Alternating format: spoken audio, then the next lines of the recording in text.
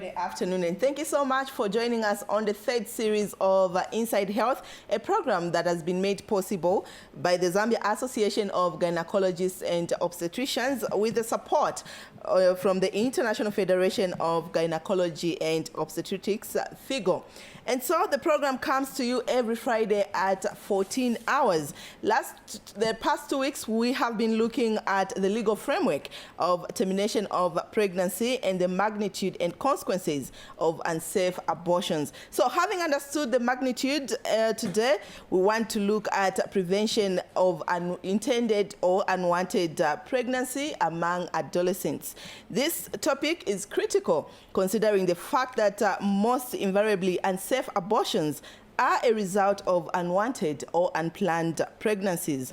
It is said that there is no problem without a solution, and so every problem has a solution. And so this program is important in addressing issues surrounding women's health that affect the country at large. And so the World Health Organization, WHO, estimates that at least 10 million unintended pregnancies occur each year among adolescent girls aged 15 to 19 years in developing countries, of which complications during pregnancy and childbirth are the leading cause of death for 15 to 19-year-old girls globally.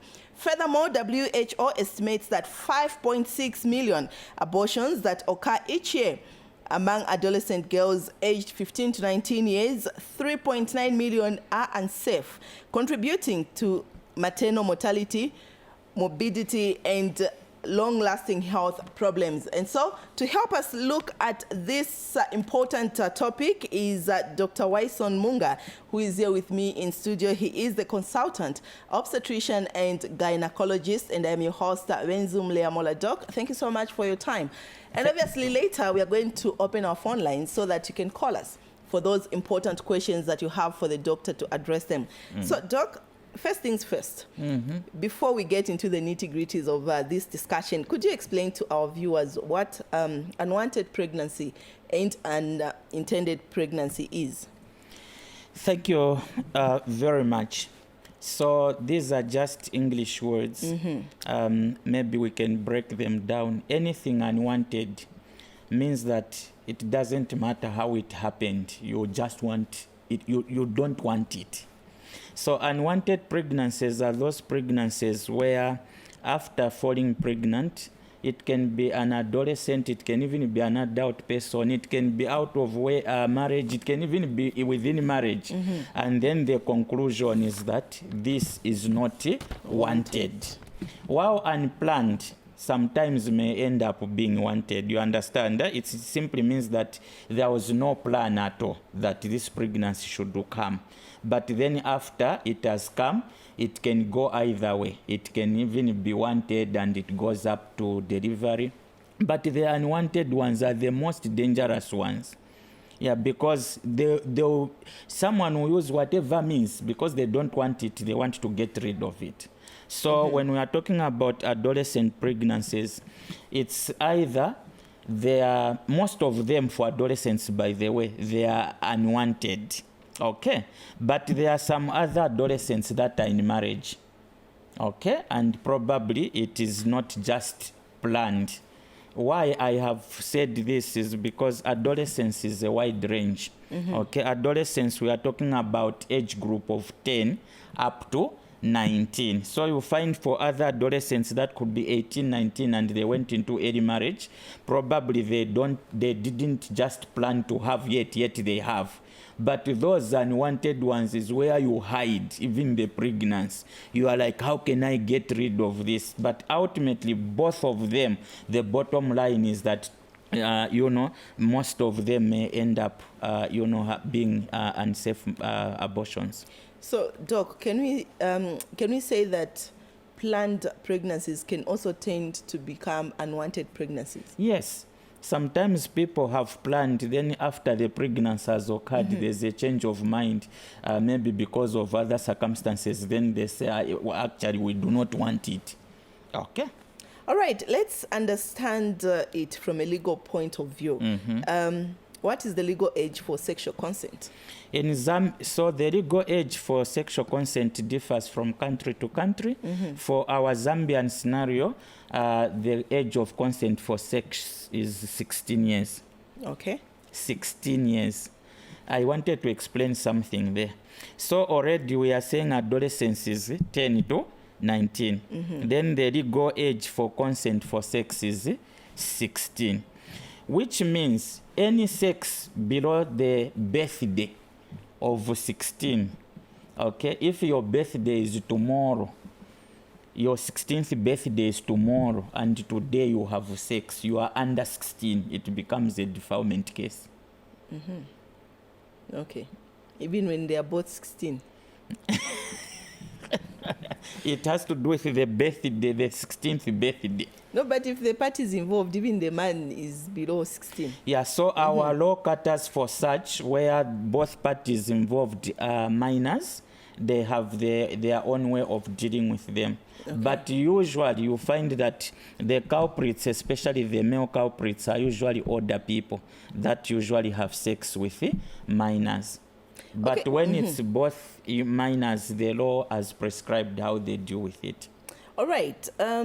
Help us understand why the issue of adolescent pregnancy is important to discuss. According to the Zambia Demographic Health Survey of 2018, that's a national survey, by the way, okay? It was discovered that the girls, by the time they reach the age of 15, 17% of them have already had sexual intercourse. By the age of 15, 17%. Percent is out of 100. Yes. Out of every 100 girls below the age of 15, 17 of them have had sex by the time they clock their 15th birthday. By the time they clock their 18th birthday, 69% have had sex. You understand the seriousness of the problem. It means that, we like it or not, young people are having sex, and statistics do not lie. These are pieces of information collected by the Central Statistics of our country, showing you that by the age of 18, 69% of the girls have had sex. By the age of 15, 17% have had sex. So it's a huge problem. And what are the results of these sexual contacts? Most of them, it's pregnancies, which usually are either unwanted or unplanned. Okay, I would like you to draw more on the causes of unplanned or unwanted pregnancies. Wow, the reasons are varied. There are many, okay? So, number one, okay, it's cultural setup. Cultural setup, I think some cultures have not helped us, because most of our girls will attain puberty by the age of, it used to be 15, 16. Nowadays, my dear, it's 11 and 12, okay? So in most cultures, the first menses that a girl has used to be a sign that the girl is now mature. Like she's mature, she can even handle a man because she's having her first menses. So in other cultures, actually, it becomes a big ceremony where men, even from other boundaries, come to watch who has come out of age, who has grown up. Meanwhile, the kid is just 11, 12 years. And so you find that depending on the teachings, this girl may be made to believe that actually she's now big, she can have sex and so on.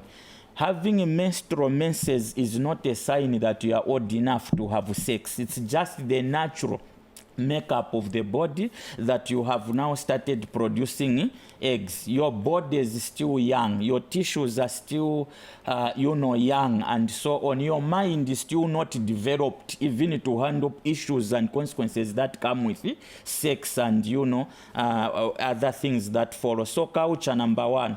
Number two, it's actually lack of information. We are very sparing in terms of how much information we share with our young people, especially during the transition phase. Okay? So you find the church will be silent. They don't want to talk about sex. Later, they don't even want to talk about, other issues surrounding, pregnancy. If you become pregnant, you are given, it's like a crime. Other religious faiths will even excommunicate you, are a condemn. You understand? So even our religious groupings may not have done enough to educate our young people about sex and early pregnancy. Not just the faith organizations, even at school, sometimes you find that there may be little information. And yourselves, the media, there may be very little information that is or programming around, teenage adolescents and so on. But we thank God that I think we have seen a more proactive, involvement, like the program that we are having. I've seen other programs that several media houses have been doing, but also. Poor socio-economic status, very bad. When someone is hungry, a hungry person can be the most vulnerable person. Other parents giving their children when they've just come out of age, even when the child is just 14 years, so that at least they are cashed in something. It's a burden off them. Someone who take care of this one, at least you understand? And on top of that, they'll even give you two cattle. And so on. But you forget that you are doing this at the peril of this girl. Poor socio-economic status. Now, according to the Demographic Health Survey again, it was discovered that these unwanted or unplanned pregnancies are more common in two groups of people: the rural population as well as the uneducated. You get it? So again, imagine you are poor, you are in the rural area, and then worse still, you are uneducated. So these are some of the commonest confounding factors or factors that add to the magnitude of this problem. Uneducation, the rural setup, poor economic, social status, and just general lack of information, some poor cultural practices that are not helpful to our adolescents. Okay, let's talk about statistics of unwanted or unplanned pregnancies. What is prevailing on the ground? We may not have the specific details or specific statistics specifically for our country, but from the surveys that have been done, including the demographic survey of 2014 and 2015, it was discovered that 13.3% of the unwanted pregnancies actually ended up into unsafe abortions. So you find that at what level do you collect this data? Yes. So it was only possible to collect data using the statistics of unsafe abortions. Then you realize the majority are actually young people. And then it's contributing about 13.3% of maternal mortality. So it's like a backward kind of statistic where you are looking at the end poor result, then you are saying, oh, they're actually young. What's the percentage? But in terms of the actual pregnancies out there that are unwanted or unplanned, I know that it's a huge mountain to climb in terms of the size or the numbers. Okay, evidently from what you've said so far, women, both young and old, unemployed, students. We see some parade even at night just to make a living out of these sexual activities. And we know that the outcome is either unwanted pregnancy or unplanned. So is this problem preventable? This problem is preventable, but it's not as easy a problem as it can look. Because, for example, the issue of parading ladies parading themselves, it cuts across all ages. Yes. And that one, sometimes it may even defy the odds. You understand? It may even be against the odds. Some people that parade themselves are not really poor. Yeah, it has more to do with many other factors. Even in first world countries, where you would think the percentages of poor people could be low, you still find prostitutes. Okay, so I think it has more to do with what people believe and what society believes, what such a particular society believes.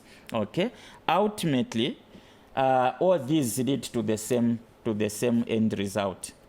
All right, this is Inside Health, and today we are looking at prevention of unwanted or unplanned pregnancies and impact of sage choices campaigns. And so you're free to call us on the number that is appearing on your screen. We've got Dr. Wyson Munga with us, who's ready to answer all those questions that you have in relation to adolescents' pregnancies. And so now, Doc, statistics indicate that at least 10 million unintended pregnancies That's in the world, yes. In the world, yes. Occur each year, which is among adolescents, girls 15 to 19. Quite alarming. So how deeply linked are unwanted pregnancies to maternal mortality from the Zambian context? So from the Zambian context, the Zambia Demographic Health Survey put the maternal mortalities attributed to unsafe abortions or abortive causes is between 10 to 15%. Precisely, the statistic that was drawn in 2014 and 2015 put it as contributing 13.3% to the maternal mortalities. So in the same breath, Doc, just make us understand what's the connection between unwanted or unplanned pregnancies with unsafe abortions. So the linkage is very straightforward. If something is unwanted, you want to get rid of it. And if you do not have correct information that actually it can be gotten rid of in a safe way, okay, at a safe place, these are the ones that end up in wrong places, yes, and gotten rid unsafely, meaning using unsafe methods by unqualified people. So it's one and the same thing. I don't even want to use the word linkage. It's one and the same thing. It's not wanted to come out. Most of the times, unfortunately, instead of it even being brought out safely, it's unsafely. And what will be the end result? Complications, including death, that result from the unsafe practices or the unsafe methods that are used. So it's one and the same thing. Okay, Doc, I would like you to talk to our viewers on the major levels or ways of preventing unwanted or unplanned pregnancies. So, number one, it's everyone to get involved. Like that will win. It's not a battle for one person. The first best method to prevent, I would take it like it's hurdles, one hurdle after the other. Let's say needs. Me, I think the widest net for our teenagers is abstinence. Abstinence. If our young people can delay, having sex, postpone it. Okay? Postpone it. It can help a great deal. And you find that the majority can be caught in this net of abstinence. Who are the champions of messages for abstinence? Let it be the faith organizations, be it the church, be it the mosque, be it the Hindu hall. All the faith organizations, if we come together and say, let's start preaching about abstinence, the majority of these adolescents, we will delay to start having sex. And that will help us a great deal. Even in the media, let's talk about this abstinence. But remember that there are people, no matter how much you preach to them, they will fail to abstain. Then those now are the ones that you can use the contraception. Okay, Doc, just hold your thought. We have a caller. Hello, you're through to Inside Health. Hello, how are you, sir? Fine. Fine, thank you. My name is Darius Speed. I'm calling from Shpata here. Okay, please talk to us. I'm Darius Speed. Naona kuti yo program ene mkamba hiyo nyamushe maningi mpitilizani. Thank you very much. So naona kuti ma program amena kambira mdala kuno kumunzona ma program yama eri machanishi mamimba yaliko zovazona kambaka kuti tume mapunziro ulibe vochitika ivinayo so kumpuima mamimba yose nasiyana naye. Okay, Zikomo. So, okay, thank you so much. So, Doc, he's attributing to the fact that you mentioned to say these unwanted pregnancies are more common in the rural areas as compared to the urban. So, as you continue with your thought, just also bring us up to speed with how you're working with also traditional leaders, just to ensure that they preach the message of abstinence.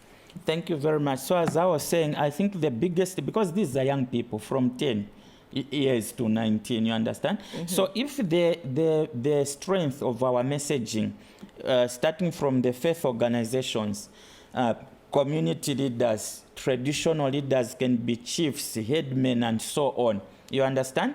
If we strengthen these messages, the media, okay, if our laws can even be tighter, you understand? Then you find that the young people would probably postpone their sexual activities, and it would help a great deal. But I said, no matter how much you preach, some people do not get any preaching. Even if you preached with your blood draining out, they will not hear. Those are the people that will fail to abstain no matter how much you preach. Then you catch them with contraception. Use contraception so that you do not become pregnant when you are not ready. Otherwise, it will be unwanted. Okay? And then you know the consequences as we are speaking. So the abstinence, then please, contraception usage. It must really come out, you know, a lot. Yeah. All right, this is Inside Health. Let's catch a breath. When we come back, we get the conversation going with your calls coming through. News is a language of real-life events. Welcome to England Village. Behind me is their playground. Told through the unseen storytellers, a language that speaks about our community. He learned about his plight on Northern News. News that carries your passion and aspiration.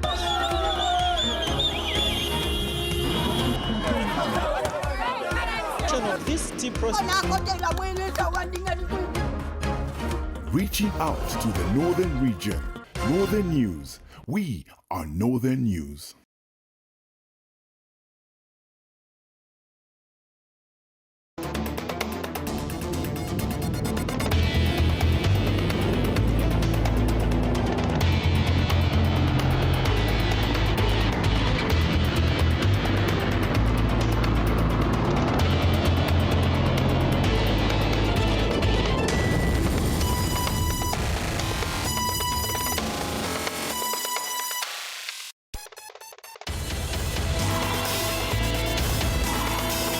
You walk it, you talk it. You see it, you analyze it. At times you breathe it. It can be up, other times down. Yet business is everywhere. Get your weekly dose of business with Judy Ngulube as she keeps it strictly business on this day at this time. So those are some of the programs that we have for you on your public service broadcaster, ZNBC TV1. And now this is Inside Health, a program that is looking at prevention of unwanted or unplanned pregnancies among adolescents. And I'm with Dr. Wyson Munga, who is helping us look at ways in which these can be avoided. Now, Doc, before we went on a break, you mentioned something with regards to family planning, which is usually concentrated on the women, but pregnancy is made by two people, a woman and a man. So do we have male-centered family planning, or rather, okay, before you continue, Doc, let me just accommodate a caller. Hello, you're through to Inside Health. Yes, madam. Yes, please go ahead with your question or contribution. Ningofuna okamba ko chepali monga mateenagers bakamba kuti bana bang'ono bachitepeya bamene bankhala na mamimba chamene chimalengeza monga kumunzi kuja amapezeka ati bambiri bapezeka ati mwana akali mung'ono paja akali mung'ono bamutenga wende umangira nyumba yake kuja then pezeka ija yonse imangala ni pressure ija so especially kuminzi kuja ma traditional leaders wapakepo mpamvu maningi zakwe batatrist bana akula akali na parents bake pafupi not mwana akakwanisa che maezi angati then wende umangira nyumba meaning uja mwana bamuuza kuti aende azinkalire ili vonse zizambochitika uja mwana maparents twanga sonde amene zofuna ukambako otherwise mupitirize na program yakuno. Okay, zikomo maningi. So Doc, before I even bring you to the issue of family planning, just stemming from what our caller has said, what's the role of parents in ensuring that they too help, because they're the key players? Yeah, in fact, maybe let me tackle that question together with the strategies that Zago has put in. Okay. So what the Zambia Association of Gynecologists and Obstetricians has done is to do stakeholder mapping, meaning this problem that we have, who are the key stakeholders? So the first key stakeholder is the adolescents themselves.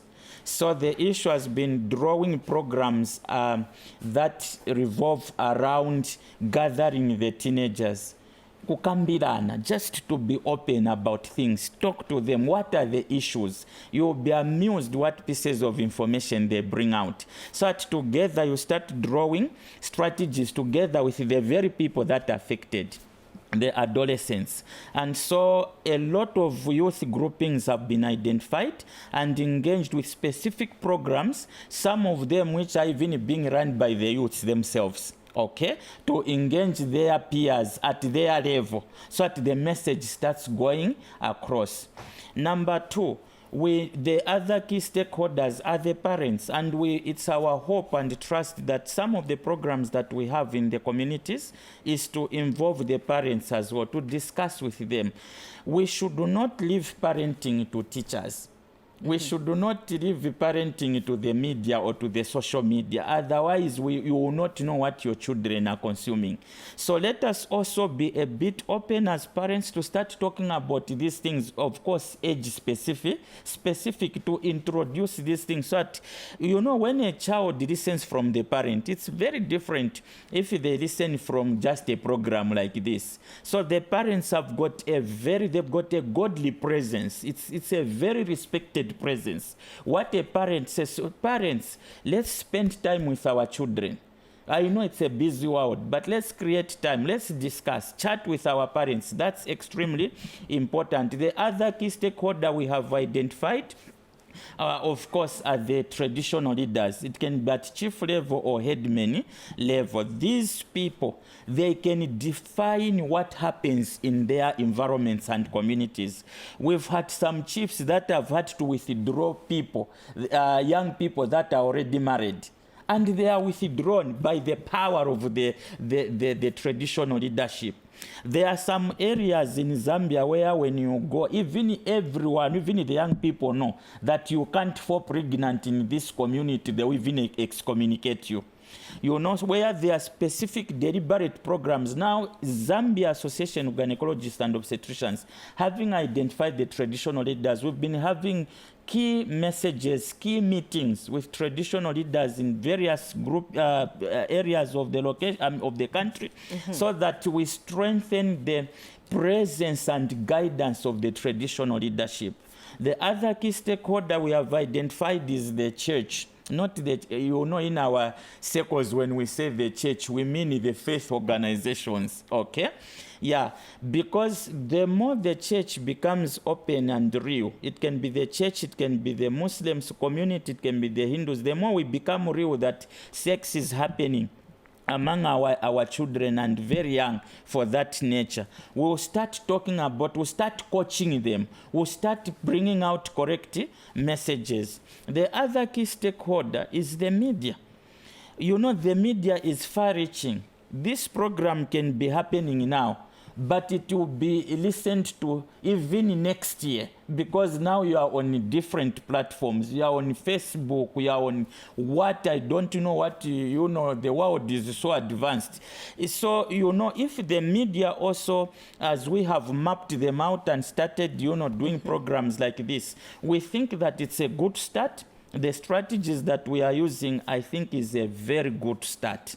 Okay, and I hope that there can be a way of sustaining this, not just by Zambia Association of Gynecologists and Obstetricians, but all of us, having known the magnitude of this program. If we can continue programming for such, I think we are shaping a responsible, community and society going forward. So I think everyone, these key stakeholders I've mentioned, please let us work together.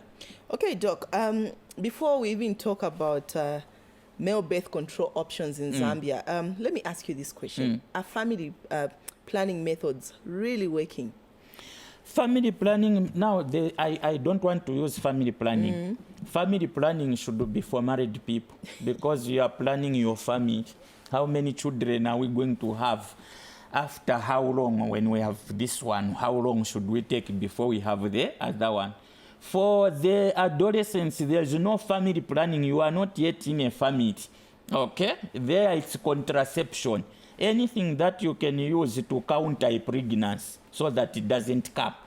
Anything you use to block a pregnancy from, occurring, that's a contraception.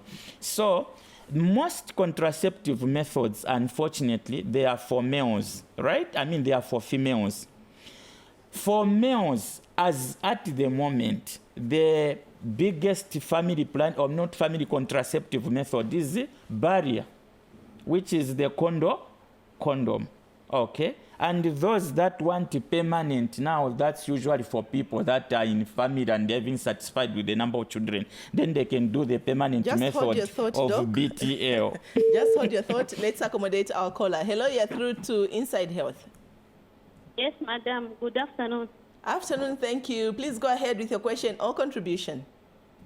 Yes, I have a question.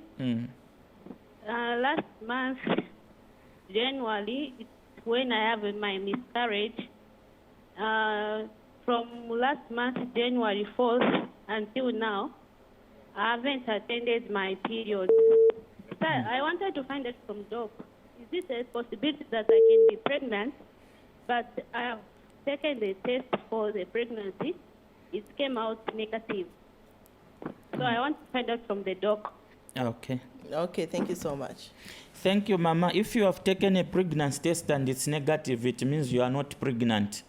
So you not having your P's, your menses after that event could probably mean maybe the hormones. The hormones are chemicals in your body that enable you to have your P's. Probably something has gotten disturbed. So all you need to do is go to a health facility, be seen, especially maybe by a gynecologist, so that you can do proper screening and then you'll be helped accordingly. Okay, Doc, now let's talk about male birth control options that we have. I said most of the birth control methods that we have are usually for females, okay? And the uptake of these methods, again, leaves a lot to be desired.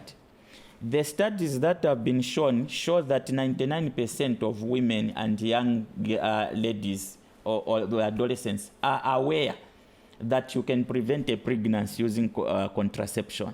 But the uptake, the usage of these methods does not speak to the levels of knowledge. 99% knowledge that you can use this, but uptake only up to 38 to 45% usage. So already there's a mismatch. But for males, really, the options are not as many, okay? The best option, especially for the young guys out there, you are not yet ready to be responsible for what you'll be doing. Abstain. From abstinence, condoms is the widest, used method. It's the commonest used method among the males. Condoms, barrier method. And then those permanent ones, the vasectomies for people that are done with their family. So for the problem that we are discussing, barrier methods for the males can do a great job, in addition to the so many other options that women have, including the tablets for drinking, the injectables, the implants, the one putting under the skin, the loops of this world. and so on and so forth. You understand? So together, if people can also really work around utilizing these services that are usually available and in public facilities, public clinics and hospitals and health centers, all contraceptive methods are free. Okay, we have a caller. Hello, you're through to Inside Health. Hello, madam. How are you? Fine, thank you. Please go ahead with your question or contribution. All right. I want to say hi to the doctor. Hi. Okay. Madam, I'm very much happy with the program that you have brought. Mm-hmm. Thank you. I just want to find out from the doctor. Here is a situation, maybe one is having a period, and where he's supposed to take maybe about 3 to 4 days. Now the period prolongs up to maybe 10 days, 15 days. So I wanted to find out from the doctor what happens. Because normally maybe someone will expect the period to end maybe in 4 to 5 days. Now the period prolongs. So I wanted to find out from the doctor what happens. Thank you very, very much, madam. Okay, thank you so much. Doc? So it's a quick one, sir. The normal length of days that a lady should bleed when they are on their menses or their Ps or periods should be 3 to 7 days. Any bleeding less than 3 days is not normal. Or any bleeding that goes beyond 7 days is not normal. Anything that is not normal should be attended to at the hospital by the health personnel. So in such a scenario, please, those are prolonged, that's prolonged menstrual bleeding, which is a problem on its own, and the lady or ladies that have such problems go to the hospital so that you are assisted with such. There will be investigations that will be done to find the cause of such, and you'll be helped accordingly. Okay, now, Doc, obviously from your explanation, you've mentioned that other than abstinence, the effective preventive measure is contraceptives for these adolescents. So when they go to the hospitals to get these contraceptives, are they talked to? Or it's a situation where they can just walk in, age is not asked, or what they are going to use them for, no counsel, they just give them? So the setup is that in the contraceptive units, or MCH units, maternal and health, child health unit, that's where most of these are stocked. And we are striving to create youth-friendly corners in the hospitals so that this young person should be free to enter without looking at who is looking at me. Sometimes they are even question that your age, why have you come to get contraception? So the attitude also of health workers is a mountain to climb. We need to change the attitude. We need to be friendly to these our young people. The services are free, by the way. Now, there's no contraception method that is given without counseling. Yes. Because you need to know how it works, how it is correctly used, and if there are any side effects, and its effectiveness. So there's always this full package of counseling that is part of the service before these are issued out. Okay, now, recently, the government announced a very progressive policy aimed at addressing menstrual poverty among adolescents by distributing free menstrual pads in schools. Don't you think, based on the rising cases of unwanted or unplanned pregnancies, equally contraceptives should be distributed? I think contraceptives have been way ahead of the pads. You understand? Contraceptives are free. You go to school, to bars, to what. The issue is, that issue is a very sensitive issue. For example, if you distribute contraceptives to school, starting which age, which grade, what are you telling them? They'll just be picking without counseling and so on. So this has to really be well programmed. And it's a debatable issue whether, when you say school, which school? Is it grade 5? Is it grade 6? What for? They just go and pick. They don't even know how to use it. Then they say, have a condom, let's use it. Okay, so this cuts across moral, religious, and societal norms that a particular country or society believes. So I think it's a big issue. For pads, it's a welcome idea, and I think it should not just end at school-going children.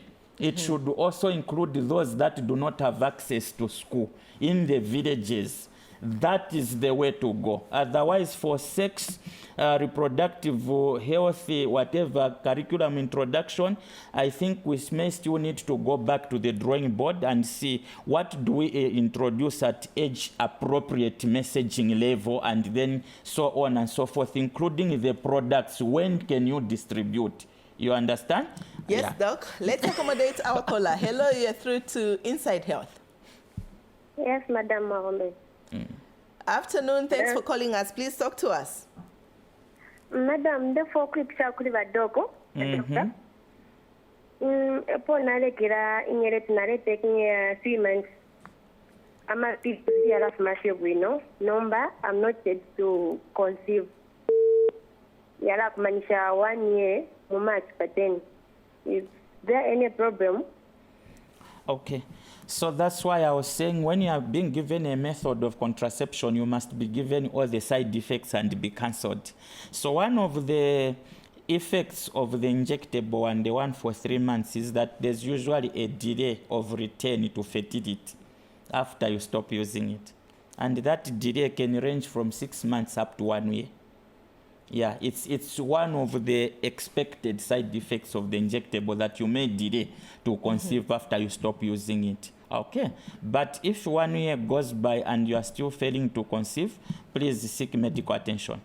Okay, and her question brings me to another concern, Doc. Imagine, yes, we know that adolescents start being involved in sexual activities early enough. And here is a girl who's using contraceptives even before marriage. Are there no future side effects, like at the time maybe if they have overused these contraceptives and now they want to settle in their homes, won't they have challenges conceiving?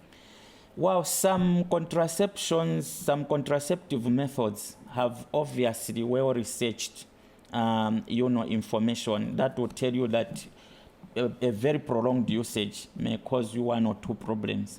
But for others, no matter how long you use them, they may not have, much side effects. So no wonder information about each method that one accesses should be very key. It's not just like you come, you pick, you go. And that's why I was saying the other issue was a complicated issue. You understand? So that when you are using a method, you are fully aware of what it can do if you use it for such a time, what it can do if you use it for such a prolonged time, and other issues that may come in the future. Okay, Doc, we are pushed for time, but quickly, Zago's mission is, and I quote, a country where all women and adolescent girls attain the highest standards of reproductive health. What strategies, in summary, have you put in place to advocate that this becomes a reality? I will repeat, Zago has mapped out the stakeholders, and we are having a lot of engagements with the youths themselves. It's one of the biggest and most successful strategies. Number 2, also, we are engaging parents through community, engagements. We are engaging community leaders and traditional leaders.